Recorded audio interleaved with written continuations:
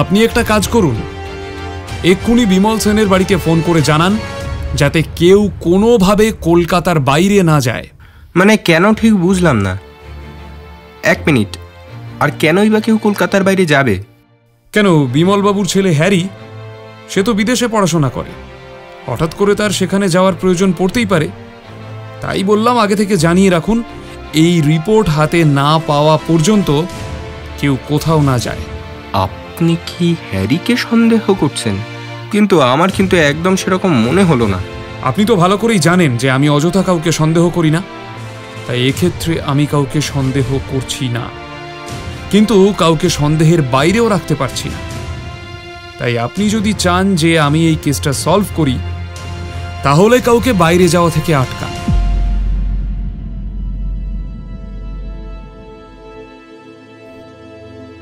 নমস্কার শ্রোতা বন্ধুরা, আশা করি সবাই ভালো আছেন। অনেকদিন পর আপনাদের জন্যে গপ্পযুজু নিয়ে এলো গোয়েন্দা গল্প। আজ শুনবেন শর্মিলা সিং এর কলমে মন্ত্রী হত্যা রহস্য। তবে আর দেরি কেন, চলুন শুনে নেওয়া যাক বেশি কথা না বাড়িয়ে।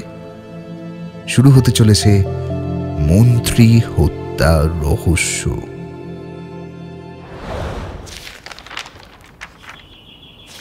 মাসের অধিকাংশ দিনের মতো সেদিনও সকাল সকাল পৌঁছে গেছিলাম রুদ্রিকের বাড়ি। সকালের চাটা প্রায় দিন যদিও আমার সেখানেই বাঁধা থাকে। আমি আর রুদ্রিক সকাল সকাল যথারীতি খবরের কাগজের দিকে তাকিয়ে বসে আছি। এখন খবর দেখলেই মন কেমন যেন খারাপ হয়ে যায়। চারিদিকে খালি অ্যাক্সিডেন্ট আর মানুষ মরার খবর। খবরের কাগজ দেখতে দেখতে হঠাৎ প্রিয়া বৌদি চা নিয়ে এসে ঘরে ঢুকতে ঢুকতে বলল, রোজ রোজ একই ধরনের খবর পড়তে যে কি ভালো লাগে তোমাদের কে জানে। আরে একই ধরনের খবর হলেও ঘটনাস্থল তো পাল্টে যায়, তাই খবরও পাল্টে যায়। এই তো এই সকালেই শুধু বসেছি খবর পড়তে, আর তো সারাদিন বসবো না। হ্যাঁ সেই, এই যে চাটা এখানে রাখলাম, আমি যাই ওদিকে, অনেক কাজ আছে। রাজুও আজকে আসেনি, তা সে যে আসবে না একবার সেটা জানানোর প্রয়োজন বোধ করেনি, এখন ফোন করে জানাচ্ছে যে আসতে পারবে না। সে কি, সে তো কামাই করে না চট করে, তার আবার হলো কি? কি জানি, বলতে পারবো না। ফোনে তো অত কথা হলো না, আসলে জিজ্ঞাসা করতে হবে। যাই হোক, আমি আসি তবে। বিনয় ভাই, জলখাবারটা এখান দিয়ে সেরে যেও কিন্তু। না না, আজকে আর খেয়ে যেতে পারবো না, বাড়ি ফিরতে হবে। এই আমি উঠে যাব একটু পরে, আর একদিন হবে। আচ্ছা বেশ, এটা যেন মনে থাকে। এই বলে বৌদি ঘর থেকে বেরিয়ে গেল। তারপর আমি আর রুদ্রিক দা হাতে চায়ের কাপটা তুলে নিয়ে সবে একটা চুমুক দিয়েছি, এরকম সময় হঠাৎ করে খবরের কাগজের একটা বড় হেডলাইন চোখে পড়ল। সেটা দেখা মাত্রই রুদ্রিক জোরে জোরে পড়তে লাগলো। সূত্র মারফত জানা গেছে, আজ ভোরেই সল্টলেকের ফ্ল্যাট থেকে অমলবাবুর দেহ উদ্ধার হয়েছে। কিন্তু একজন সুস্থ মানুষ কিভাবে এরকম হঠাৎ করে মারা গেলেন সেই নিয়ে যথেষ্ট সন্দেহ রয়েছে। পুলিশ সূত্রে জানা গেছে, অমলবাবুর মৃত্যু নাকি অস্বাভাবিক হতেও পারে। শারীরিক সমস্যা নাকি খুন, সেই বিষয়ে পুলিশ এখনো সঠিকভাবে কিছু জানায়নি। তদন্ত শুরু হয়েছে, ইতিমধ্যেই পুলিশ এখানে এসে পৌঁছেছে। পড়াটা শেষ করেই রুদ্রিক আর আমি চায়ের কাপটা টেবিলের উপর রেখে দিলাম। তারপর আমি বলে উঠলাম, এসব কি হচ্ছে বলো তো? ভদ্রলোক কি খুন হলেন নাকি কোনো শারীরিক সমস্যায় মারা গেলেন, কে জানে। খবরে তো পরিষ্কারভাবে কোনো কিছুই বলল না, তাই এভাবে বলা খুবই মুশকিল। ঘটনাস্থলে যদি উপস্থিত থাকতাম তাহলেও হয়তো কিছুটা বুঝতে পারতাম। দেখা যাক কি হয়। তারপর রুদ্রিক চেয়ার থেকে উঠে ব্যালকনির দিকে গিয়ে দাঁড়ালো। তাকে দেখে আমার বুঝতে অসুবিধে হলো না যে মুখে কিছু না বললেও তিনি এই অমল সেনের ব্যাপারটা নিয়ে মনে মনে কিছু একটা ভাবছে। আমি আর বেশিক্ষণ অপেক্ষা না করে বাড়ির দিকে যাব ঠিক করলাম, কারণ আমারও বেশ কিছু কাজ ছিল। আমি বলে উঠলাম, এই রুদ্রিক, এবার আমায় বেরোতে হবে, আমি আসি, বুঝলে? হ্যাঁ হ্যাঁ হ্যাঁ হ্যাঁ, সাবধানে যেও। বেরানোর সময় প্রিয়া বৌদিকেও বলে এলাম। সেদিন দুপুর শেষ হয়ে সবে বিকেল ছুঁই ছুঁই। ঘড়িতে 4:15 দিকে রুদ্রিক আমাকে ফোন করলো। হ্যালো। হ্যালো বিনয়, ফাঁকা আছো এখন? হ্যাঁ, এখন হলে ভালো হয়। হ্যাঁ, ফাঁকা আছি। তাহলে সম্ভব হলে একবার আমার বাড়িতে চলে এসো, মানিকবাবুও আসবেন, বুঝলে? নতুন কেস নাকি? হ্যাঁ, তুমি এসো, তারপর বাকি কথা হচ্ছে। ছাড়ছি এখন। হ্যাঁ হ্যাঁ, রাখো, আমি আসছি এক্ষুনি। কথা অনুযায়ী আমি বেরিয়ে পড়লাম রুদ্রিকের বাড়ির উদ্দেশ্যে। ঘড়িতে প্রায় 4:45 বাজে আমি গিয়ে পৌঁছালাম রুদ্রিকের বাড়িতে। বাড়িতে গিয়ে বেল বাজানো মাত্রই বৌদি এসে দরজাটা খুলল।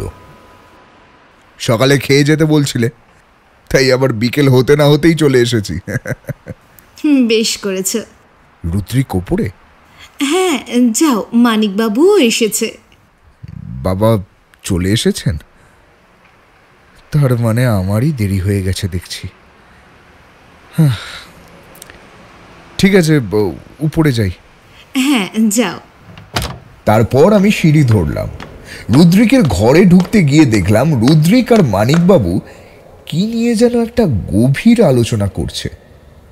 আমি সেই আলোচনার মাঝেই ব্যাঘাত ঘটিয়ে বলে উঠলাম, আসতে পারি? এসো এসো, লেট হয়ে গেল যে। হ্যাঁ, তা তো একটু হলো। ঠিক আছে ঠিক আছে, তাড়াতাড়ি ভেতরে এসে শোনো কি হয়েছে। তারপর আমি গিয়ে সোফার উপর বসলাম। বসা মাত্রই রুদ্রিক বলে উঠল, সকালে মন্ত্রীর বাড়ি থেকে মৃতদেহ উদ্ধার হয়েছে, খবরটা পড়ছিলাম, মনে আছে? হ্যাঁ হ্যাঁ, মনে আছে। বিষয়টা নিয়ে নাকি বেশ জলঘোলা হয়েছে, বুঝলে? ওপর মহল থেকে নাকি চাপ দেওয়া হচ্ছে যত তাড়াতাড়ি সম্ভব তদন্ত করে বের করা বিষয়টা খুন নাকি নিছকই হার্ট অ্যাটাক। আর যদি খুন হয়ে থাকে তবে ক্রিমিনালকে খুঁজে বের করতে হবে অ্যাজ সুন অ্যাজ পসিবল। সেটা তো হওয়ারই, মন্ত্রীর অস্বাভাবিক মৃত্যু বলে কথা, এই নিয়ে জলঘোলা হবে না, হতে পারে সেটা। আচ্ছা আচ্ছা, বডির পোস্টমর্টম হয়নি? হ্যাঁ হ্যাঁ, হয়েছে। শেষে যতটুকু খবর পেলাম, এই একটু আগেই বডি ছাড়া হয়েছে হসপিটাল থেকে। তারপর বাড়িতে নিয়ে গিয়ে ওখান থেকে শ্মশানে যাবে। তবে পোস্টমর্টেম রিপোর্ট এখনও অবধি ডিপার্টমেন্টের হাতে এসে পৌঁছয়নি। আশা করি আজকে রাতেই চলে আসবে। তবে শুনছি ডাক্তার যতটুকু বলেছেন, সেদিন রাতে ড্রিঙ্ক করেছিলেন, আর তা অতিরিক্ত পরিমাণে। আর উনার মৃত্যুর কারণ হিসাবে ডাক্তার হার্ট অ্যাটাকের কথাই বলছেন। এবার বাকি ইনফরমেশন রিপোর্ট না আসলে তো বোঝা যাচ্ছে না। স্পটের ফটো আছে আমার কাছে, সেটা দেখাতে পারি। তবে আর অপেক্ষা করছেন কি কারণে? আমি তো সকালে খবরটা পড়েই ভাবছিলাম যে স্পটে গিয়ে যদি দেখতে পারতাম তাহলে তাহলে কিছুটা হলেও আন্দাজ করতে পারতাম, কিন্তু সেটা তো সম্ভব হয়নি। যাক, তাও ছবিটা দেখে কিছুটা হলেও বুঝতে পারবো। তারপর মানিকবাবু তার ব্যাগ থেকে একটা খাম বের করে সেখান থেকে প্রায় 3 ফটো বের করলেন। তারপর সেটা রুদ্রিকের হাতে দিয়ে বললেন, এই যে এটি হচ্ছে এক্স্যাক্ট স্পট। এই এক্স্যাক্ট স্পট থেকে শুরু করে সমস্ত ঘর বাইরে সব জায়গায় ছবি এখানে আছে। আর উনি যেই গ্লাসটাতে ড্রিঙ্ক করছিলেন সেটাও ফরেন্সিকে পাঠানো হয়েছে। ওইটার রিপোর্ট পেতে যদিও বেশ খানিকটা সময় লাগবে। তারপর রুদ্রিক ফটোগুলো এক একটা করে দেখতে লাগলো আর সামনের টেবিলে দেখা হয়ে যাওয়া ফটোগুলোকে পর পর রাখলো। আমিও সেই সুযোগে ফটোগুলোকে দেখে নিচ্ছিলাম চটপট। সবকটা ফটো এক এক করে দেখতে দেখতে সামনের টেবিল জুড়ে ফটোগুলো যেন পর পর সাজানোর মতো করে বিছিয়ে দিল রুদ্রিক। তারপর ডেড বডির পড়ে থাকা ফটোগুলোকে এক দৃষ্টিতে গভীরভাবে দেখতে লাগলো বেশ কিছুক্ষণ ধরে। হঠাৎই ফটোর দিক থেকে চোখ সরিয়ে আমার দিকে তাকিয়ে প্রশ্ন ছুড়ে দিল, ফটোগুলো তো দেখলে কিছু কি বুঝলে বিনয়? না, আমার চোখে তো তেমন কিছু ধরা পড়ল না। এরপর মানিকবাবুর দিকে তাকিয়ে রুদ্রিক বলে উঠল, আচ্ছা, ডেড বডির হাতে একটা ছেঁড়া কাগজ বা কাপড়ের টুকরো দেখতে পাচ্ছি। ওই স্যাম্পলটা ফরেন্সিকে পাঠানো হয়েছে? হ্যাঁ, পাঠানো হয়েছে। একটা ছেঁড়া কাপড় ছিল। আচ্ছা, ওই ঘর থেকে বা আশেপাশের কোনো ঘর থেকে অস্বাভাবিক আর কিছু পাওয়া যায়নি? না। আচ্ছা মানিকবাবু, যতটুকু শুনেছিলাম উনি তো ওনার ছেলের সাথে থাকতেন, তা সেদিন কি উনি একাই ছিলেন বাড়িতে? হ্যাঁ, আমি যতটুকু শুনলাম একাই ছিলেন। ওনার ছেলে কোথায় যেন গিয়েছিলেন ঘুরতে। ওনার অ্যাসিস্ট্যান্ট খুব বিশ্বস্ত, সে ছিল ওনার সাথেই। তারপর রাতে সে চলে যায়। এখনও জিজ্ঞাসাবাদ শুরু হয়নি। পিএম রিপোর্ট আসলে নিশ্চিত হয়ে জিজ্ঞাসাবাদ করা যাবে। বেশ, কালকে পোস্টমর্টেম রিপোর্ট পেয়ে যাবেন বললেন, তাহলে কালকে বিকেলে আবার বসি নাকি? একদম একদম। আজ তবে উঠি, ওদিকে দেখি আর কি কি ইনফরমেশন পাওয়া যায়। কাল আশা করি আরও অনেক জট খুলবে। হ্যাঁ ঠিক আছে, সাবধানে যান। রুদ্রিক, আমিও আসছি। এখানে তো আলোচনা করার মতো কিছুই আর রইল না। কালকে আশা করি অনেক প্রশ্নের উত্তর পাওয়া যাবে। তা যাবে বই কি। ঠিক আছে, সাবধানে যেও। তারপর আমি আর মানিকবাবু উঠে যে যার মতো বাড়ির পথে রওনা দিলাম। পরের দিন সকাল থেকে রুদ্রিকের সাথে তেমন কথা হয়নি আমার। আগের দিন হওয়া কথা অনুযায়ী বিকাল 4টে নাগাদ আমি গিয়ে পৌঁছালাম রুদ্রিকের বাড়িতে। যথারীতি গিয়ে বসলাম সেই চেনা ঘরটাতে। রুদ্রিক বেশ একটু গম্ভীরভাবে এসে আমার সামনে বসল। মানিকবাবু আজকে মনে হয় আরেকটু দেরি করবেন জানো। বিনয়, চা খাও। বৌদিকে বলি চা বানিয়ে দিতে। আরে না না, এখন বলতে হবে না, মানিকবাবু আসুক একেবারে খাবো। আচ্ছা বেশ, তারপর বলো, কালকের ওই ফটোগুলো দেখে কিছু ভাবলে? না রুদ্রিক, সত্যি কথা বলতে আমার মাথায় কিছুই খেলছে না। তবে আমি খেয়াল না করলেও তুমি হাতে থাকা ছিঁড়া কাপড়টা খেয়াল করেছিলে। সেই বিষয়টা দেখার পরে আমার কেন জানি না এটাকে স্বাভাবিক মৃত্যু মনে হচ্ছে না, বুঝলে? হ্যাঁ তা তো আছেই, কিন্তু ছবি দেখে অন্তত এইটুকু আমি নিশ্চিত যে কোনো রকম ধস্তাধস্তি হয়নি।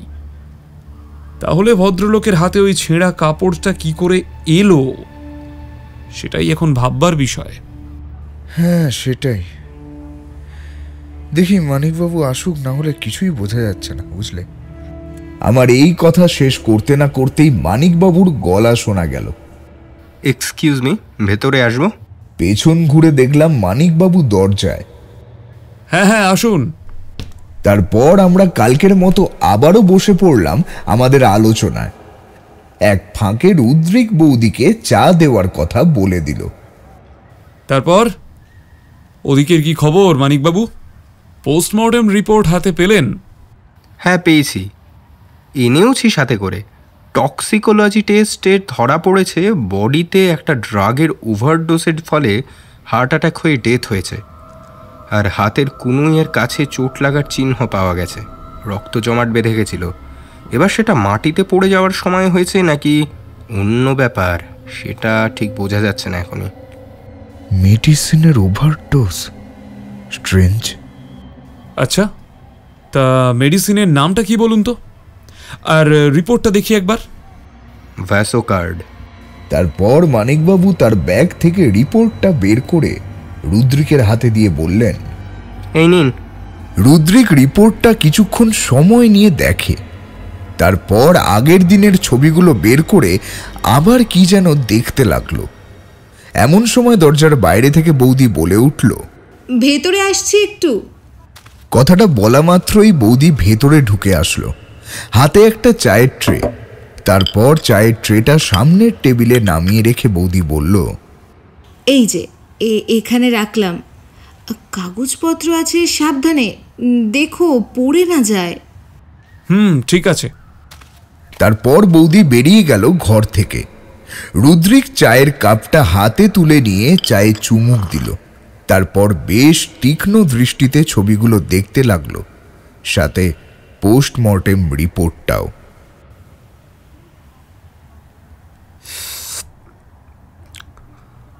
আচ্ছা মানিকবাবু, আপনারা তো ওনার পুরো বাড়িটা তল্লাশি করেছেন। ওনার বাড়িতে এই মেডিসিন আরও কি পাওয়া গেছে? মানে উনি কি ভ্যাসোকার্ড খেতেন? সেরকম কোনো ইনফরমেশন পেয়েছেন? আমি সেটাই বলতে যাচ্ছিলাম, ওনার বেডরুম থেকেও এই মেডিসিনটা পাওয়া গেছে, কিন্তু উনি এটা রেগুলার খেতেন কিনা সেটা একমাত্র ওনার বাড়ির লোক বলতে পারবে। তাছাড়া জানার তো কোনো উপায় নেই। আর এখন প্রশ্ন হলো, উনি যদি এটা রেগুলার খেয়েও থাকেন তাহলে এটার ওভারডোজ, মানে তো ব্যাপারটা সুইসাইডের দিকে যাচ্ছে। কিন্তু যেই পরিস্থিতিতে উনি মারা গেছেন সেখানে দাঁড়িয়ে তো সুইসাইড ব্যাপারটা কোনো জায়গাতেই ছিল না। তাই সবটা কেমন যেন আবার জট পাকিয়ে যাচ্ছে। আরে আরে, এত জট পাকানোর কিছু হয়নি। আগে থেকেই সব ধরে নেবেন না। আগামীকাল থেকে ইন্টারোগেশন শুরু করুন। বাড়ির লোকের সাথে কথা বললে আরও নতুন নতুন ইনফরমেশন বেরোবে। তারপর দেখবেন আস্তে আস্তে সব জট ছাড়বে। হ্যাঁ, তা ঠিক। আর অমল সেনের ছেলে কিন্তু এখনও ওইখানে নেই। আমরা ওই বাড়িটা আপাতত বন্ধ রেখেছি ইনভেস্টিগেশনের জন্য। হ্যাঁ, সে তো জানা কথা, কিন্তু তাহলে ওনাকে কোথায় পাবো? ঘটনার দিন উনি ওখানে ছিলেন না। এখন যতটুকু জানি উনি ওনার কাকার বাড়িতে আছেন। তো আমাদের যেতে হলে সোজা ওখানেই যেতে হবে। আর ভদ্রলোকের ভাইপো গত সপ্তাহে ফিরছে ভারতে। শুনেছি উনি নাকি পড়াশোনার জন্য এতদিন ইউএসএতে ছিলেন। বাহ, তা বেশ ভালো হয়েছে। একবারে সবাইকে ওখানে পেয়ে যাব। হ্যাঁ, তা ভালো হয়েছে বই কি। কি ব্যাপার বিনয়, কি আকাশ কুসুম ভাবতে বসলে? চাটা তো ঠান্ডা হয়ে যাচ্ছে, খাও।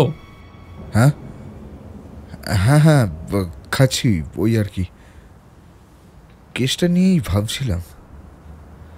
যাই হোক, কাল তাহলে কখন যাচ্ছি আমরা? শোনো, কালকে একেবারে সকাল 10টার দিকে দেখা করো, তারপর যাব। আর ও হ্যাঁ মানিকবাবু, অমল সেনের যিনি অ্যাসিস্ট্যান্ট ছিলেন তার সাথে একটু যোগাযোগ করুন পারলে। উনি তো সবসময় থাকতেন অমলবাবুর সাথে, তাই ওনার থেকে বেশ কিছু ইনফরমেশন পেলেও পেতে পারি আমরা। এসব যোগাযোগের ব্যাপার আপনি চিন্তা করবেন না, আমি দেখে নিচ্ছি সবটা। তাহলে কালকে 10টা, তাই তো? হ্যাঁ, একদম 10টা। বিনয়, কালকে কিন্তু আবার দেরি করে বসো না, তাড়াতাড়ি এসো সময়ের মধ্যে। আমি চলে আসবো টাইম মতো, চিন্তা করো না।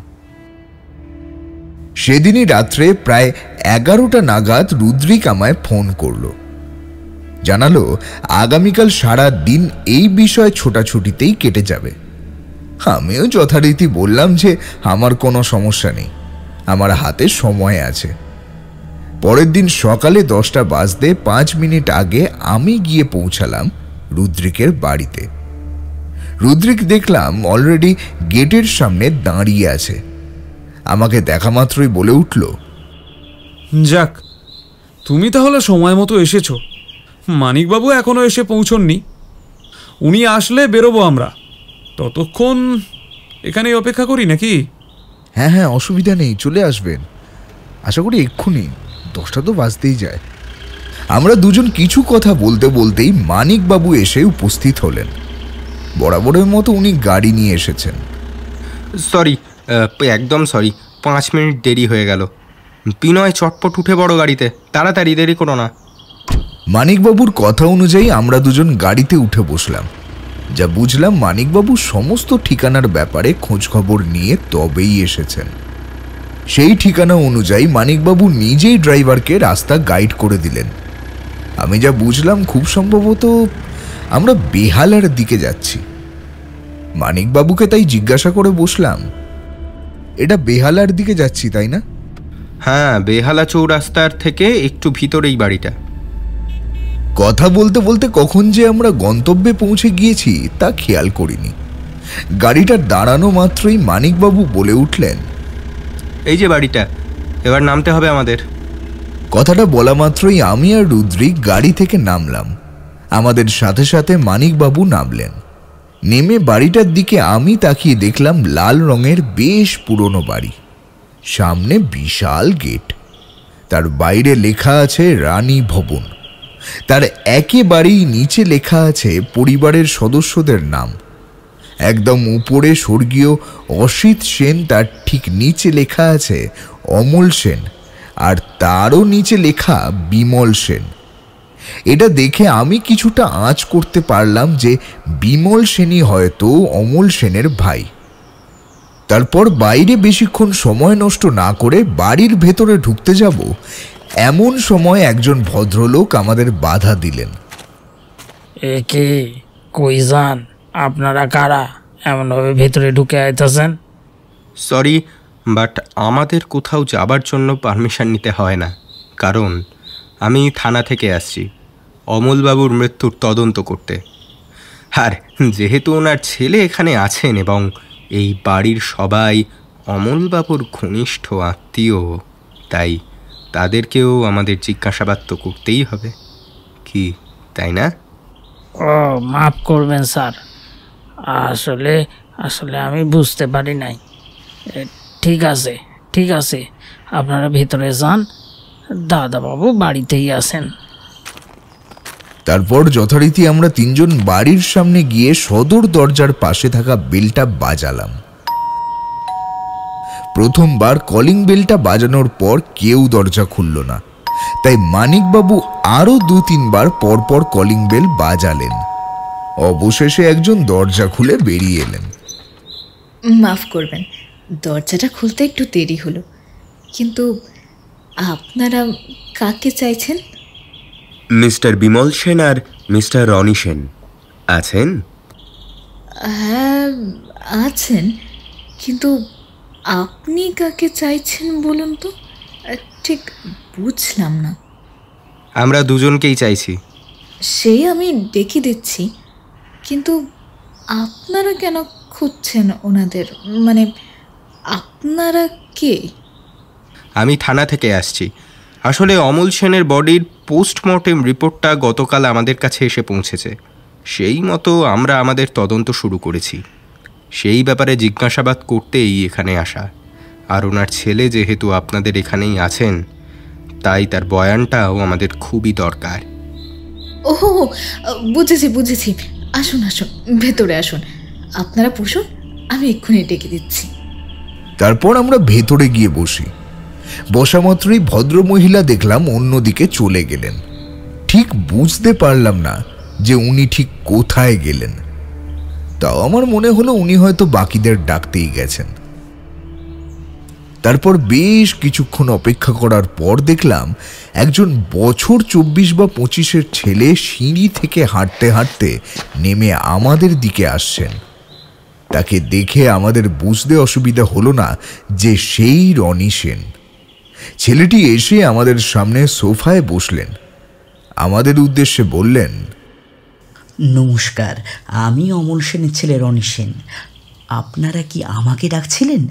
আসলে কাকিমা বললেন। হ্যাঁ ডাকছিলাম, তোমার বাবার মৃত্যুর ব্যাপারে জিজ্ঞাসাবাদ করার ছিল। বুঝলাম না, জিজ্ঞাসাবাদ বলতে? মানে আমি যতটুকু জানি বাবা হার্ট অ্যাটাকে মারা গেছেন, তাহলে তো আর জিজ্ঞাসাবাদের প্রশ্নই থাকে না। হ্যাঁ, আপাত দৃষ্টিতে হার্ট অ্যাটাক করে মারা গেছেন এটা ঠিক, কিন্তু মৃত্যুটা যেহেতু স্বাভাবিক না, আর ওনার যেহেতু শত্রুর অভাব নেই, তাই বিষয়টা স্বাভাবিক মনে হলেও হয়তো অতটা সহজ নয়।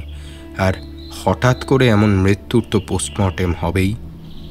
হ্যাঁ, আমি যতটুকু জানি পোস্টমর্টম হয়েছিল, কিন্তু তার রিপোর্টের ব্যাপারে ঠিক জানা হয়নি আর কি। হ্যাঁ, রিপোর্টের ব্যাপারে আপনি জানেন না, কিন্তু আমরা রিপোর্টের ব্যাপারে কালকে জেনে তবেই আজকে এখানে এসেছি। আর এখন একটা ব্যাপারে নিশ্চিত, সেটা হলো বিষয়টা স্বাভাবিকভাবে হার্ট অ্যাটাক হয়ে মৃত্যু না, হয় আত্মহত্যা নইলে খুন। হ্যাঁ, কি সব আবল তাবল বলছেন আপনারা? আমি তো কিছু বুঝতে পারছি না। দয়া করে একটু পরিষ্কার করে বলুন না কি বলতে চাইছেন। মানে আমি তো কিছু বুঝতে পারছি না। হ্যাঁ বলছি বুঝতে তো পারবেনই না, বলার জন্যই তো আমাদের এখানে আসা। সেটা হলো পোস্টমর্টেম রিপোর্ট অনুযায়ী মেডিসিনের ওভারডোজের কারণে হার্ট অ্যাটাক হয়ে মৃত্যু হয়েছে। হোয়াট? কি বলছেন আপনি? মানে এটা কিভাবে সম্ভব? কিভাবে সম্ভব? ঠিক বলেছেন, কিভাবে সম্ভব সেটাই তো আমাদেরও জানতে হবে, তাই না? যে বিষয়টা সম্ভব হলো কি করে? হ্যাঁ, আমাকে একটা ইনফরমেশন দিন তো ঝট করে। হ্যাঁ হ্যাঁ বলুন না, কি ইনফরমেশন চাইছেন? অমলবাবু কি ভ্যাসোকার্ড মেডিসিনটা খেতেন? আপনি জানেন এই ব্যাপারে কিছু? হ্যাঁ, বাবা খেতেন তো ভেসোগার্ড, মানে ডক্টর প্রেসক্রাইব করেছিলেন। কিন্তু কেন বলুন তো হঠাৎ এটার কথা জিজ্ঞাসা করলেন? বলছি তার কারণ ওই ওষুধের ওভারডোজের কারণেই অমলবাবু মারা গেছেন। পোস্টমর্টেম রিপোর্ট অনুযায়ী সেটাই দাঁড়াচ্ছে। হোয়াট? কি বলছেন আপনি? এটা মানে এটা কিভাবে পসিবল? বাবা যদি ভুল করে একটার জায়গায় দুটো ওষুধও খেয়ে নেয় তাহলেও তো এরকম হওয়ার কথা না। মানে আপনারা তো বলছেন যে অতিরিক্ত ওভারডোজ, মানে কি তাই তো? হ্যাঁ কি তাই তো? কিছু বুঝতে পারছি না, আমি কিচ্ছু বুঝতে পারছি না। কেন যে সেদিন আমি বাড়িতে থাকলাম না সেটা ভেবে এখন আমার আফসোস হচ্ছে। হ্যাঁ, আপনি একদম ঠিক বলেছেন, একটা বা দুটো ওষুধের রিয়াকশন হিসেবে এটা হয়নি। আমার যতটুকু মনে হচ্ছে প্রায় 3000 মিলিগ্রাম মতন মেডিসিনের ওভারডোজ হয়েছে। দুটো বা তিনটে ওষুধে এটা কখনোই সম্ভব নয়। তো সেই হিসাবে দেখতে গেলে এটা হয় আত্মহত্যা, না হলে অন্য কোনো ব্যাপার। বাই দ্য ওয়ে, আপনি হঠাৎ সেদিন রাত্রে কোথায় গিয়েছিলেন একটু বলুন তো। আর বলবেন না, আমি সেদিন এই বাড়িতেই এসেছিলাম। দাদার শরীরটা হঠাৎ খারাপ হয়ে গিয়েছে বলে ফোন করে আমাকে ডাকা হয়। তারপর দেখলাম প্র্যাঙ্ক করছে। আরে তারপর আবার দাদার কিছু বন্ধু বান্ধব, মানে দাদা এবং আমি একটু আনন্দ করছিলাম। এসব করতে করতে রাত হয়ে গিয়েছিল অনেকটাই। তাই সেদিন আর বাড়ি ফিরিনি, এখানেই থেকে গিয়েছিলাম। পরের দিন সকালে তো দাদার ডাকাডাকিতে ঘুম ভেঙেছিল। তারপর তো ছুটতে ছুটতে বাড়ি গিয়েছিলাম। বুঝলাম, তবে দাদা বলতে ঠিক বুঝলাম না, আপনি কার কথা বলছেন? একটু ক্ল্যারিফাই করুন। দাদা বলতে আমি আমার কাকার ছেলের কথা বলছি। ও তো গত সপ্তাহে কলকাতায় ফিরেছে, তাই গত পরশু আমাকে না জানিয়ে একটা পার্টি অ্যারেঞ্জ করেছিল সব বন্ধু বান্ধবদের নিয়ে। তাই এরকম মজা করে আমাকে ডেকে এনেছিল। নাম কি আপনার দাদার? হ্যারি, মানে হ্যারি সেন। আচ্ছা, আপনার কি মনে হচ্ছে এটা আত্মহত্যা নাকি খুন? দেখুন, আমি যতটুকু জানি বাবার আত্মহত্যা করার মতো কোনো কারণই ঘটেনি। আর যে মানুষটা সব সময় লড়ে গেছে সে আর যাই হোক আত্মহত্যা করতে পারে না। এবার বাকি রইল খুনের কথা। এ ব্যাপারে আমি বলতে পারবো না, কারণ ব্যক্তিগত বা পারিবারিক জীবনে বাবার কোনো শত্রু না থাকলেও রাজনৈতিক জীবনে বিরোধী পক্ষের অনেক শত্রু আছে। বেশ, আচ্ছা আমি তো বিমলবাবুকে আসতে বললাম, উনি কোথায় গেলেন? কাকিমা, ও কাকিমা, আর একটু শোনো না এদিকে। রনির ডাক শোনা মাত্রই সিমি দেবী ঘর থেকে বেরিয়ে আসলেন। বললেন, হ্যাঁ বল, ডাকছিস আমাকে? হ্যাঁ বলছি, ওনারা কাকুকে একবার ডাকছেন, একটু ডেকে দাও না। কথাটা বলা মাত্রই ভদ্রমহিলা কেমন যেন ইতস্তত বোধ করতে লাগলেন। তারপর একটু ঘাবড়ে গিয়ে বললেন, হ্যাঁ, তোমার কাকা তো বাড়িতে নেই গো। সে কি, কখন বেরোলেন? আমি তো দেখিনি। বেরিয়েছে, তুমি খেয়াল করনি।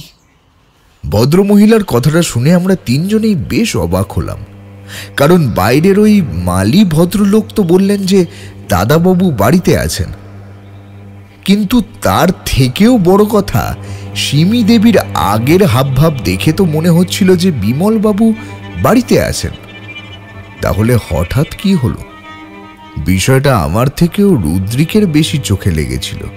রুদ্রিক মানিকবাবুর কানের কাছে গিয়ে ফিসফিস করে কি যেন একটা বলল। তারপর এই মানিকবাবু সিমি দেবীকে বলে উঠলেন, দেখুন, আমাদের কিন্তু ওনার সাথে আজকেই কথা বলতে হবে। উনি যেহেতু বাড়ি নেই, সেক্ষেত্রে আমাদের ওনাকে থানায় ডেকে পাঠাতে হবে। আর তো কোনো উপায় রইল না, তাই না? এবার দেখুন আপনারা কি করবেন, বাড়িতে কথা বলবেন নাকি থানায় যাবেন? না দাঁড়ান, আমি ওনাকে ফোন করে দেখছি উনি কোথায়।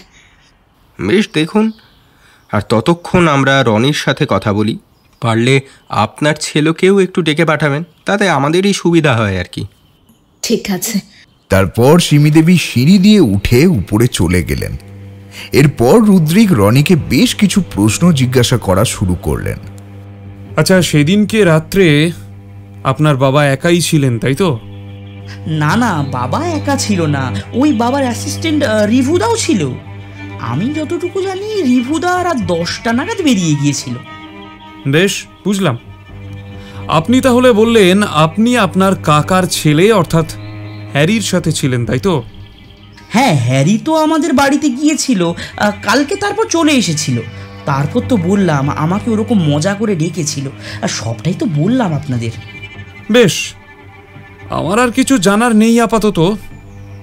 তবে ওই রিভু অর্থাৎ আপনার বাবার অ্যাসিস্ট্যান্ট যিনি ছিলেন তার ফোন নাম্বারটা একটু লাগবে আমাদের। আপনি যদি সেটা দিতে পারেন তাহলে। হ্যাঁ হ্যাঁ, আমি দিয়ে দেব, একটু অপেক্ষা করুন, আমি নাম্বারটা লিখে আনছি। তারপর রনি উঠে ভেতরের দিকে গেলেন। ওদিকে রনি যাওয়া মাত্রই সিমি দেবী দেখলাম সিঁড়ি বেয়ে নেমে আসছেন। নেমে এসে আমাদেরকে জানালেন, আমার ওনার সাথে কথা হলো। আসলে উনি ওনার স্টাডি রুমেই ছিলেন, আমি দেখতে পাইনি। উনি আসছেন, আমি বলেছি ওনাকে। আমি ভেবেছিলাম উনি বেরিয়ে গেছে, মাফ করবেন আমাকে। ঠিক আছে, সমস্যা নেই। তবে পরের বার থেকে বিষয়টা একটু মাথায় রাখবেন, এরকম ভুল যেন আর না হয়। তারপর সিঁড়ি থেকে দেখলাম একজন ভদ্রলোককে নেমে আসছেন। খুব সম্ভবত বিমলবাবু, সেটা বুঝতে আমাদের অসুবিধা হলো না। নেমে এসেই আমাদের দিকে একবার তাকিয়ে তারপর আরেকটু এগিয়ে এসে বসে পড়লেন সোফায়। নমস্কার, আমি বিমল সেন। শুনলাম আপনারা আমাকে ডাকছেন, বলুন কি দরকার? হ্যাঁ, আসলে অমলবাবুর মৃত্যুর ব্যাপারেই জিজ্ঞাসাবাদ করতে এসেছিলাম। ওনার ছেলের সাথে কথা হলো, আপনার কাছেও কিছু প্রশ্ন আছে। হ্যাঁ, ঠিক বুঝলাম না, জিজ্ঞাসাবাদ বলতে? আমি বুঝতে পারছি কথাটা শুনে আপনি একটু অবাকই হচ্ছেন, তবে ওনার ছেলেকে পুরোটাই বলা আছে। আসলে বিষয়টা সাধারণ মৃত্যু নয়, বাকিটা আপনি না হয় রনির থেকেই জেনে নেবেন, কেমন? বেশ, বলুন কি জানতে চান। অমলবাবুর সাথে আপনার শেষ কবে দেখা হয়েছিল? এই ধরুন সপ্তাহ 2 আগে। দেখা খুবই কম হতো, আর দাদা পার্টির কাজেও ব্যস্ত থাকতো। তা আপনাদের এই বাড়িটা কি পৈতৃক বাড়ি? হ্যাঁ, কিন্তু কেন বলুন তো? না, এমনি জিজ্ঞাসা করলাম। আচ্ছা, তাহলে তো অমলবাবুর এই বাড়িতে অধিকার ছিল, তাই না? হ্যাঁ ছিল, কিন্তু দাদা তো এখানে থাকতো না, তাই কিসের অধিকার? ও, তার মানে উনি এখানে থাকতেন না বলে কোনো অধিকারও থাকবে না, তাই তো? এরকম কোনো ব্যাপার আছে নাকি? না, মানে আমি সেটা বলতে চাইছি না। আচ্ছা, বেশ, বুঝলাম। অমলবাবুর অ্যাসিস্ট্যান্ট রিভুকে আপনি চিনতেন? হ্যাঁ, ওই চিনতাম বলতে দেখেছিলাম কয়েকবার দাদার সাথেই। আমার বাড়িতে যখন আসতো তখন ওর সাথেই আসতো, সেই হিসেবে দেখেছি, আলাদাভাবে তেমন চিনি না। বেশ, বুঝলাম। আচ্ছা, আমরা আপনার ছেলে মানে হ্যারির সাথেও একটু কথা বলবো, তাকে একটু পাঠিয়ে দেবেন কাইন্ডলি। ও, হ্যারি? হ্যারি এখন বাড়িতে নেই, সকালবেলা বন্ধুদের সাথে বেরিয়েছে। আপনি ঠিক জানেন তো যে হ্যারি বাড়িতে নেই? হ্যাঁ, কেন বলুন তো? না, আসলে আপনাদের এতগুলো ঘর, কে কখন কোন ঘরে থাকে সেটা তো বাড়ির লোকেরাও ঠিক করে বলতে পারে না। এই যেমন আপনি অন্য ঘরে ছিলেন, এদিকে আপনার ওয়াইফ ভেবেছেন আপনি বাড়িতেই নেই, তাই বললাম সেরকম তো আবার হতেই পারে। কথাটা শুনে ভদ্রলোক একটু ইতস্তত হয়ে পড়ল। তার চোখ মুখ কেমন যেন শুকিয়ে গেল। তারপর কিছুক্ষণ পরে ভদ্রলোক আমাদের দিকে তাকিয়ে জিজ্ঞাসা করলেন, আপনাদের কি আরও প্রশ্ন আছে? না, এখন আপাতত আর কিছু জানার নেই, তবে প্রয়োজন পড়লে আবার আসবো। পরে আবার কিসের প্রয়োজন? আমার যা বলার আমি তো বললামই। সেটা তো সময়ই বলে দেবে বিমলবাবু। যাই হোক, আজ আপাতত আমরা উঠি। হ্যারি যখন বাড়িতে নেই তখন পরে তার সাথে কথা বলা যাবে। ও হ্যাঁ, রনিবাবু গেলেন কোথায়? উনি আমাদের রিভুবাবুর ফোন নম্বরটি দেবে বললেন, এখন দেখতে পাচ্ছি না ওনাকে। ইয়ে মানে রিভুর ফোন নাম্বার কেন, মানে কিসের জন্য? কোনো কিছু সমস্যা আছে? না না, কিসের প্রবলেম? কোনো সমস্যা নেই, আমি এক্ষুনি ডেকে দিচ্ছি রনিকে। আপনারা বসুন, আমি আসছি। ভদ্রলোক কেমন যেন তাড়াহুড়ো করে পালানোর মতো আমাদের সামনে থেকে বেরিয়ে ভেতরের দিকে চলে গেলেন। ভদ্রলোকের ব্যবহার আমাদের কারোর স্বাভাবিক লাগলো না। তার কিছুক্ষণ পর রনি ঘরের ভেতর থেকে বেরিয়ে এসে আমাদের হাতে একটা কাগজের টুকরো দিয়ে বলল, এই যে এটা রিভুদার নাম্বার। বেশ বেশ, আজ তাহলে আমরা উঠি। আর হ্যাঁ, একটা কথা বলা হয়নি, সেটা হচ্ছে খুব সম্ভবত আজকেই ফরেন্সিক রিপোর্টগুলো চলে আসবে। তারপরে কিন্তু আপনাদের একবার থানায় এসে আমাদের সাথে যোগাযোগ করতে হবে। আপনাদের সবার ফিঙ্গারপ্রিন্টগুলো আমাদের দরকার হতে পারে। আগে থেকে বাড়ির লোককে একটু জানিয়ে রাখবেন, সেদিন যাতে সবাই উপস্থিত থাকে। খুব সম্ভবত কালকেই হয়তো আপনাদের ডেকে পাঠানো হতে পারে, তাই প্রস্তুত থাকবেন কাইন্ডলি। বেশ বেশ বেশ, সমস্যা নেই, আমি বাকিদের বলে দেব। ঠিক আছে, আজ তবে উঠি। তারপর আমরা ফিরতি পথ ধরলাম। এর মধ্যে মানিকবাবুর কাছে একটা ফোন আসলো। সেই ফোনে উনি খবর পেলেন অমল সেনের বাড়ি থেকে কালেক্ট করা গ্লাস আরও অন্যান্য সমস্ত জিনিসের ফরেন্সিক রিপোর্ট ডিপার্টমেন্টে চলে এসেছে। এই শুনে আমরা সোজা থানার দিকে রওনা হলাম। থানায় গিয়ে আমরা রিপোর্টগুলো দেখলাম। তারপর রুদ্রিকের পরামর্শে মানিকবাবু ঠিক করলেন আগামীকালই বাড়ির সবাইকে থানায় আসতে বলবেন। রিপোর্টে দেখা যাচ্ছে গ্লাসে অমলবাবু ছাড়াও আরও একজনের হাতের ছাপ। আর এও রিপোর্টে রয়েছে গ্লাসের পানীয়তে ছিল ভাসোকার্ডের উপস্থিতি। তবে আশ্চর্য ব্যাপার হলো এই বোতলের পানিয়ে কোনো ভাসোকার্ড পাওয়া যায়নি। মানিকবাবু, এখন তবে ভাবার বিষয়, গ্লাসে ভ্যাসোকার্ড এলো কোথা থেকে? ভ্যাসোকার্ড কি উনি নিজেই মিশিয়েছেন নাকি? বেশ, আজ তবে বাড়ি ফিরি, কাল দেখা হচ্ছে। ও আরেকটা কথা, বিমলবাবুর ছেলে হ্যারিসেনকে অবশ্যই আসতে বলবেন। আগামীকাল জেরা আমি করব। চলি তবে। আরে হ্যাঁ হ্যাঁ, মনে আছে, আমি জানিয়ে দেব আজকে। কাল 11টা নাগাদ ডেকে পাঠাচ্ছি।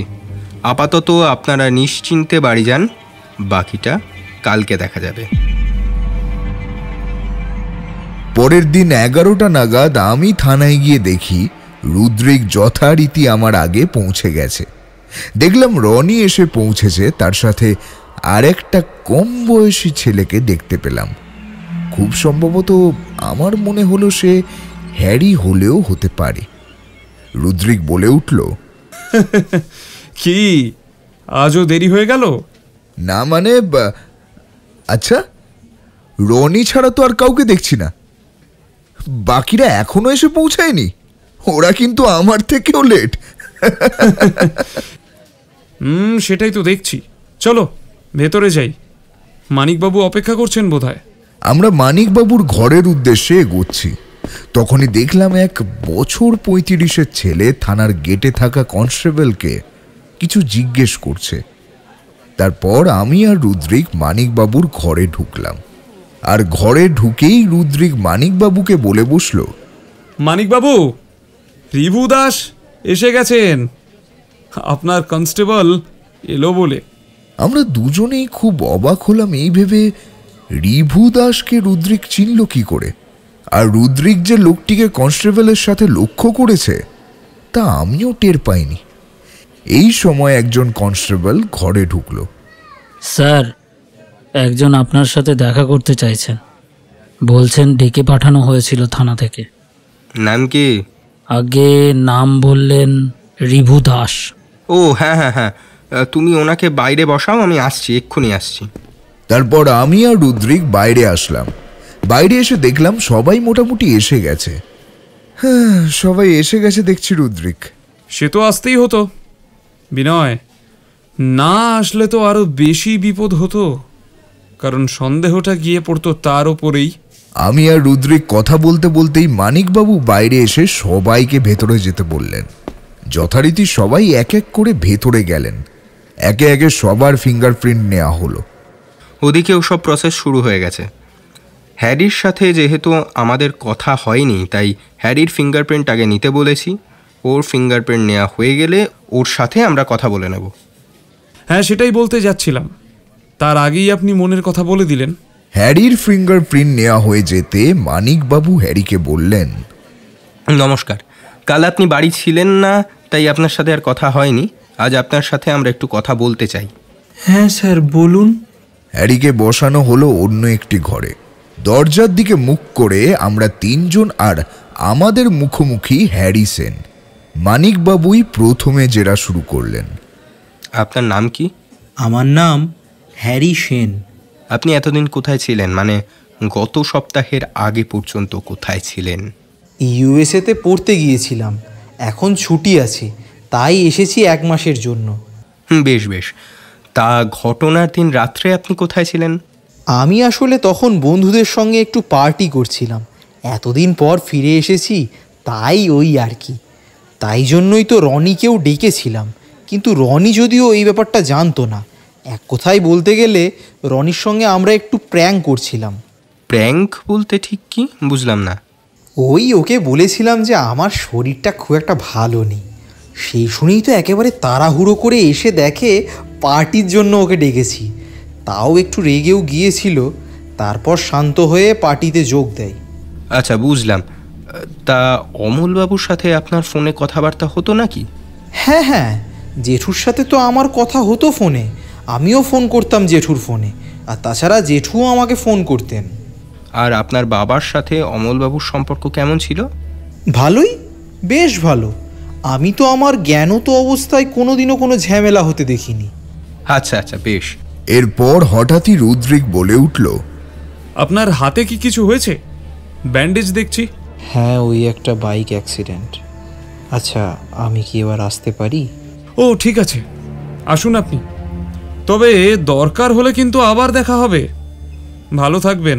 হ্যারি সেন চলে গেলে আমরা তিনজনে ঘর থেকে বেরিয়ে আগের ঘরে গিয়ে ঢুকলাম। এতক্ষণে সবার ফিঙ্গারপ্রিন্ট নেওয়া হয়ে গেছে। মানিকবাবু প্রশ্ন করলেন, কারোর ফিঙ্গারপ্রিন্ট কি ম্যাচ করলো? হ্যাঁ স্যার। সে কি করেছে? কার সাথে? রিভু দাসের সাথে স্যার। অন্যদিকে আবার ডিএনএ টেস্টের রিপোর্টগুলো এসে পৌঁছেছে। ডিএনএ রিপোর্ট দেখে মানিকবাবু চুপ করে গেলেন। কি হলো, কারো ডিএনএর সাথে ম্যাচ করলো?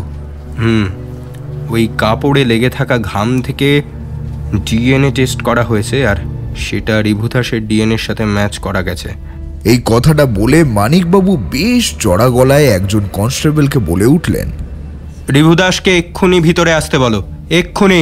মানিকবাবুর কথা মতো সেই কনস্টেবল রিভু দাসকে আমাদের সামনে হাজির করলো। ভেতরে আসুন। হ্যাঁ স্যার, বলুন, ডেকেছিলেন আমায়? চুপ! আপনি যা জানেন চটপট বলে ফেলুন। পুরো ঘটনাটা বলুন, একদম চালাকির চেষ্টা করবেন না। আমি কিছু জানি না স্যার। আপনার ফোনটা দিন। না, মানে কি হলো, দিন। রিভুর ফোন চেক করার পর দেখা যায় তার কাছে বিমল বাবুর ফোন নাম্বারটা সেভ করা আছে, আর তার ব্যাংক অ্যাকাউন্টে অমলবাবুর মৃত্যুর ঠিক পরের দিন সকালেই 4 লক্ষ টাকা ক্রেডিট হয়েছে। এই বিষয়টা দেখার পর বুঝতে অসুবিধা হলো না যে রিভুই টাকার জন্য এই কাজটি করেছে। এরপর মানিকবাবু রিভু দাসকে অ্যারেস্ট করেন অমলবাবুকে হত্যা করার জন্য। এই পুরো বিষয়টা মেটানোর পর আমি, মানিকবাবু আর রুদ্রিক তিনজনে বিকালবেলায় চায়ের আড্ডায় বসলাম রুদ্রিকের বাড়িতে। চা খেতে খেতে হঠাৎ রুদ্রিক বলে উঠল, বুঝলে বিনয়, বিষয়টা ঠিক মিটেও মিটল না মনে হচ্ছে। সে কি, সব তো মিটে গেল, সমস্ত প্রমাণ তো হয়ে গেল। হ্যাঁ, একটু বেশি সহজে সবকিছু প্রমাণ হয়ে গেল, সেটাই তো বেশি খটকা লাগছে। কি বলতে চাইছেন কি ঠিক বুঝলাম না। বিষয়টা কেমন যেন সাজানো মনে হলো না। মানে আপনি নিজেই ভাবুন না, একজন মন্ত্রী খুন হয়েছেন, তার প্রমাণ এত সহজে সামনাসামনি থাকবে, বিষয়টা খুব অস্বাভাবিক না? মানে এই জামার ছেঁড়া টুকরো, তারপর ওই হাতের ছাপ, এগুলো সে ফেলে রেখে যাবে এত সহজেই? এটা সত্যিই সম্ভব? হ্যাঁ, তা আপনি ঠিক বলেছেন, কিন্তু রিভুর ব্যাংক অ্যাকাউন্টে 4 লাখ টাকা ঢুকেছে, এটা তো ঠিক। তবে হ্যাঁ, বিমলবাবু বললেন উনি নাকি রিভুকে চিনতেন না, কিন্তু রিভুর ফোনে দেখলাম বিমলবাবুর নাম্বার সেভ করা আছে। এই বিষয়টা ঠিক কেমন ভালো লাগলো না আমার। বিষয়টা কি হলো কিছুতেই বুঝতে পারলাম না। 4 লাখ ক্রেডিট হয়েছে সেটা দেখেছি, কিন্তু সেটার সোর্সটা তো জানি না আমরা। অন্য কোনো কারণেও তো অ্যামাউন্টটা ক্রেডিট হতে পারে, সেটা তো আগে জানা দরকার। আর রিভু যদিও বা কাজটা করে থাকে, সে টাকার জন্য করেছে, তার মানে এর পেছনে মূল মাথা অন্য কেউ। হ্যাঁ, সেটা তো আছে, কিন্তু এই বিমলবাবুর ব্যাপারটা আমার ঠিক ভালো লাগলো না। যাই হোক, কালকে রিভুর অ্যাকাউন্টে টাকা ঢোকার সোর্সটা জানতেই হবে, আর বিমলবাবুর সাথে তো কথা বলতেই হবে। উনি সেদিন অযথা মিথ্যা কেন বললেন সেটা জানাটা খুব দরকার। আরে সেসব না হয় হবে, তার আগে একটা বিষয় দেখুন না, যদি কিছু করতে পারেন তাহলে খুব ভালো হয়। কি করতে হবে বলুন? আমি নিজে কালকে একবার স্পট মানে অমল সেনের বাড়িতে যেতে চাই, এটা কি সম্ভব? সে ব্যবস্থা করে দেব, কিন্তু ওখানে সব কিছু আমাদের দেখা হয়ে গেছে, ওখানে আর কিছু নেই। যেটুকু যা ছিল সেটুকু নিয়ে পরীক্ষা করে এই প্রমাণ পাওয়া গেছে। সে তো আমিও দেখতে পেলাম, কিন্তু তবুও আমি একবার যেতে চাই। একটু ব্যবস্থা করুন। ধরে নিন না বৃথাই ভস্যে ঘি ঢালা। বেশ, তাহলে কাল যাব সকালের দিকে, আজ উঠি। আচ্ছা বেশ, তবে ওই কথাই রইল। তারপর মানিকবাবু ঘর থেকে বেরিয়ে যাওয়ার পর বেশ কিছুক্ষণ রুদ্রিক কোনো কথাই বলল না। তারপর আমি রুদ্রিককে জিজ্ঞাসা করলাম, রুদ্রিক, তুমি কি ভাবছো? অমলবাবুর বাড়িতে কিছু পাওয়া যাবে? এখনই কিছু বলতে পারছি না, তবে কি জানো, অপরাধী যখন অপরাধ করে তখন কিছু না কিছু একটা ভুল সে করবেই। আর ঘটনাটা যেহেতু ওখানে ঘটেছে, তাই ওই জায়গাটিকে বাদ রাখা সব থেকে বড় বোকামি হবে। আচ্ছা রুদ্রিক, আজ তবে উঠি, কাল দেখা হচ্ছে। সাবধানে যাও।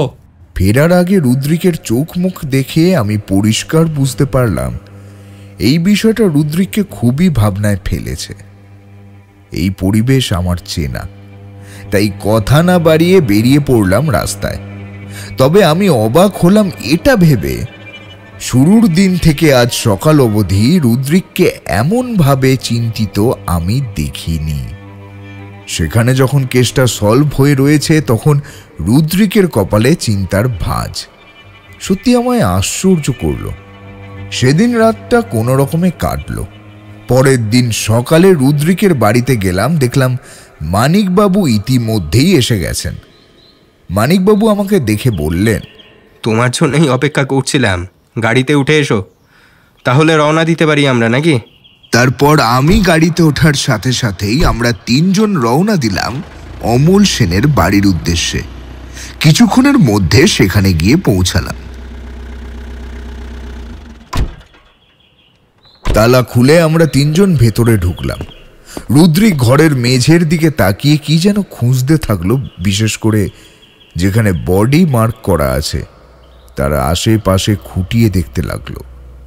হঠাৎ করে রুদ্রিক আবিষ্কার করলো টেবিলের কোনায় রক্তের দাগ।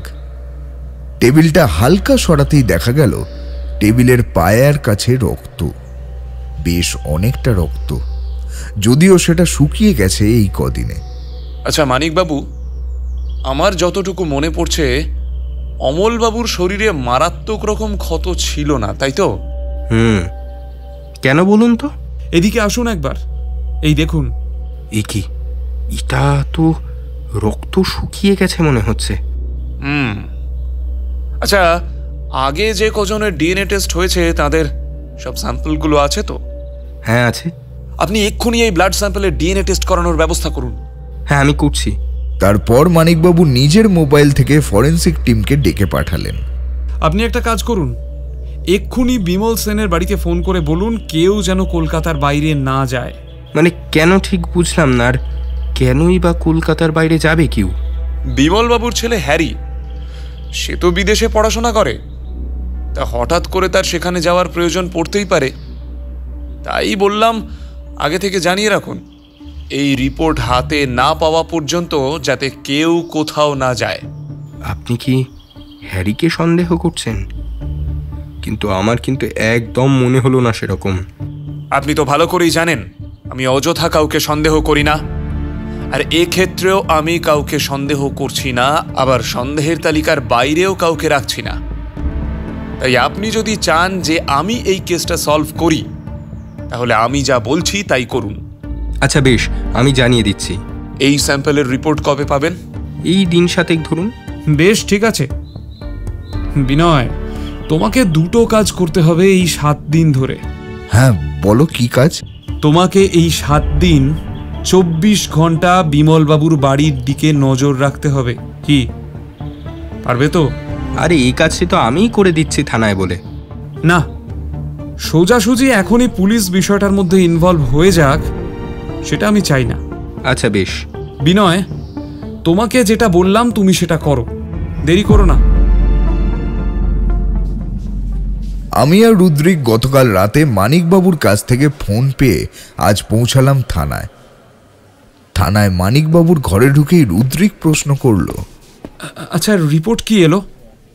আর রিভুর ব্যাংক অ্যাকাউন্টে টাকাটা কোথা থেকে ঢুকেছে সে ব্যাপারে খোঁজ খবর করলেন? হ্যাঁ করেছি, সেই সব কথা বলবো বলেই তো আজ আপনাদের টাকা। কার অ্যাকাউন্ট থেকে টাকাটা এসেছে? আপনার সব উত্তর দেওয়ার আগে আপনাকে হ্যাটস অফ। মানে আমি যা ভাবছিলাম তাহলে সেটাই কি ঠিক? আচ্ছা রিপোর্টে কি এলো? হ্যাঁ আপনি যা ভেবেছেন তাই ঠিক, কিন্তু রিভুর অ্যাকাউন্টে টাকা ঢোকার ক্রেডিট হয়েছে খোদ ব্যাংকের অ্যাকাউন্ট থেকে। মানে আজ থেকে 20 বছর আগে রিভুর মা ননিবালা দেবী একটি ফিক্সড ডিপোজিট করেছিলেন, যা ননিবালা দেবীর মৃত্যুর পর রিভুর অ্যাকাউন্টে ক্রেডিট হয়েছে। এই কথা সেদিন রিভু আমাদের জানালেও আমরা তা বিশ্বাস করিনি, কিন্তু পরে ব্যাংক থেকে খোঁজখবর নিয়ে পুরো বিষয়টা জানতে পারি যে রিভু বাবু সত্যি কথাই বলেছিলেন। তার মানে রিভু অমলবাবুকে মারার জন্য টাকাটা পাননি, আর যাই হোক, তাই তো? হ্যাঁ, আর সেদিনকে ফ্ল্যাট থেকে পাওয়া ওই রক্তের ডিএনএর সাথে হ্যারিসনের ডিএনএ ম্যাচ করছে, তাই সবার আগে হ্যারিসনকে আমাদের আটক করতে হবে।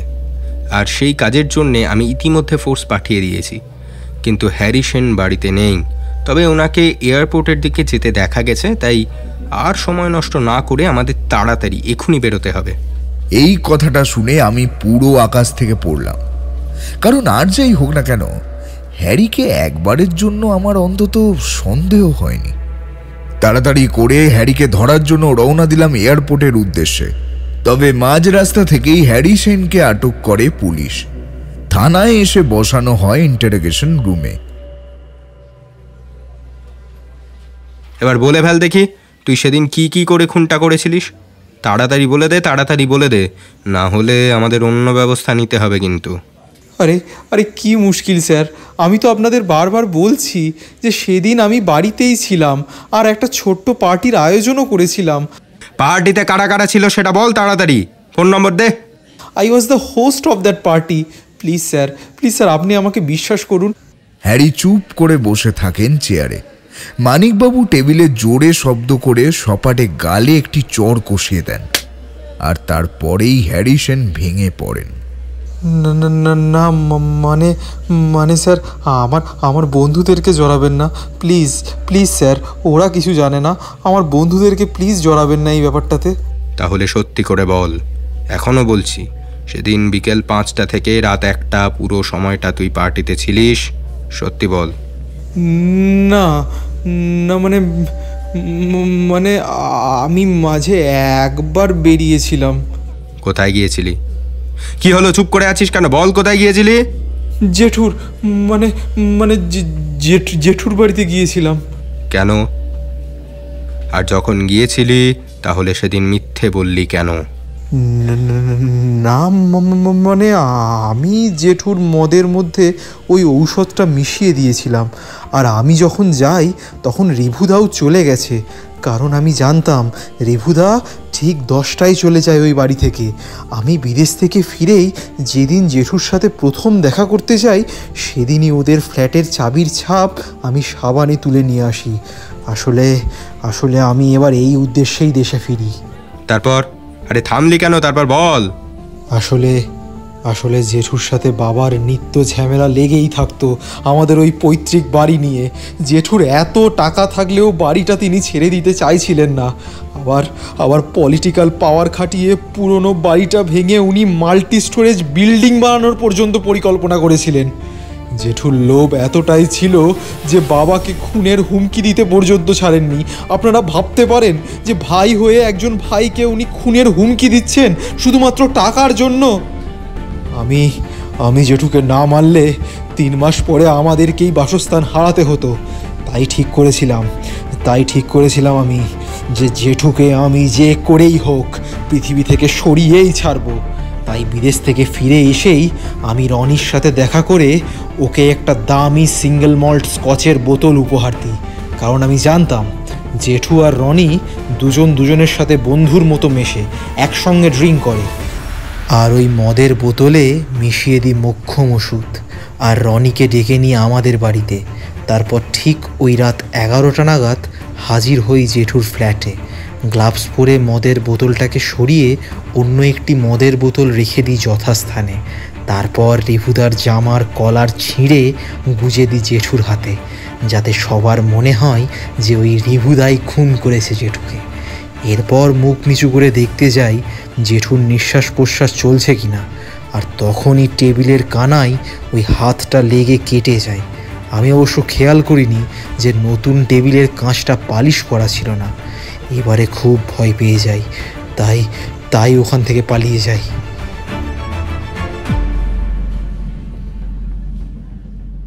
পুরো স্বীকারোক্তি রেকর্ড করা হয় এবং হ্যারিসনকে গ্রেপ্তার করা হয়। তারপর আমি ও রুদ্রিক বেরিয়ে পড়ি বাড়ির উদ্দেশ্যে। থানা থেকে বেরিয়ে রুদ্রিক একটা সিগারেট ধরায় আর আকাশের দিকে তাকিয়ে বলে, জানো বিনয়, হ্যারির এছাড়া কিছু করারও ছিল না।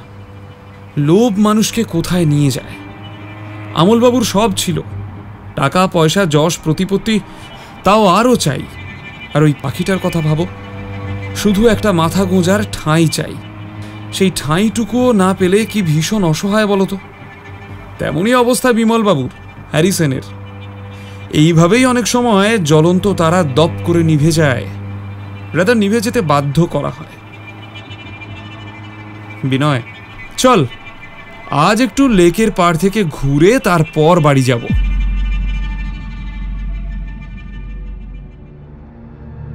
আপনারা এতক্ষণ শুনলেন শর্মিলা সিং এর কলমে মন্ত্রী হত্যা রহস্য।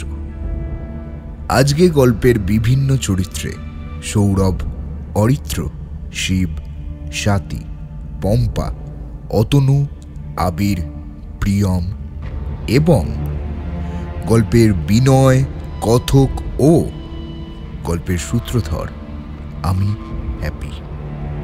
এই গল্পের চিত্রনাট্যর দায়িত্বে দ্য ইঙ্ক পোর্টাল, আবহ টিম অ্যানোনিমাস, পোস্টার পিয়ালি এবং সমগ্র পরিচালনা টিম জুজু। আমরা খুব শীঘ্রই ফিরব একটি নতুন ও ভিন্ন স্বাদের গল্প নিয়ে। ততদিন ভালো থাকুন, সুস্থ থাকুন। আর নতুন করে আপনাদেরকে বলতে হবে না, আশা করি জানেন আমি কি বলতে চাইছি। তাহলে দেখা হচ্ছে নতুন একটি গল্পে। আজ তাহলে আসি।